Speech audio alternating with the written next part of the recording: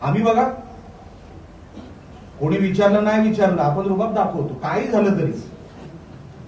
का? कारण का बाळासाहेबांनी तसं राहायला शिकवलं. आपण जर नाही असं राहिलो ना, कोणतरी यार चालेल, ह्याला नाही बघितलं ह्याच्याकडे तरी चालेल, ह्याचं काम नाही केलं तरी चालेल. नाही, बाळासाहेबांनी शिवसैनिक म्हणून जी ओळख दिली आहे ना, ती ओळख वापरा, समाज हितासाठी वापरा, लोकांसाठी वापरा, त्यांच्या जनकल्याणासाठी वापरा. बघा परिवर्तन होणार, बघा लोक स्वतःहून वळणार. हे सगळं शक्य आहे जर तुम्ही असे वागलात तर, चांगल्या कामामध्ये हात घातलात तर. उगाच कुठेतरी कोणतरी करतंय म्हणून मला पण तेच काम पाहिजे असं करू नका. आणि माझी विनंती आहे, सगळेच मिळून एकत्र ठेकेदार बनू नका.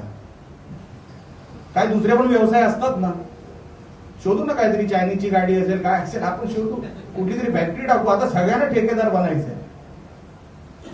अहो एवढे डोंगर नाही हो खडीवाले, एवढे असं नका करू.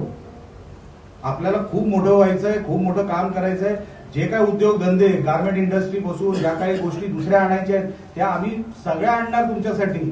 फक्त तुम्ही पक्ष संघटना सांभाळा. मी नेहमी सामंत साहेबांना सांगतो, साहेब प्रशासन मी सांभाळतो, संघटना तुम्ही सांभाळा. जिथे माझी गरज पडेल ना, तुम्ही मला सांगा, तिथे मी उभा राहील.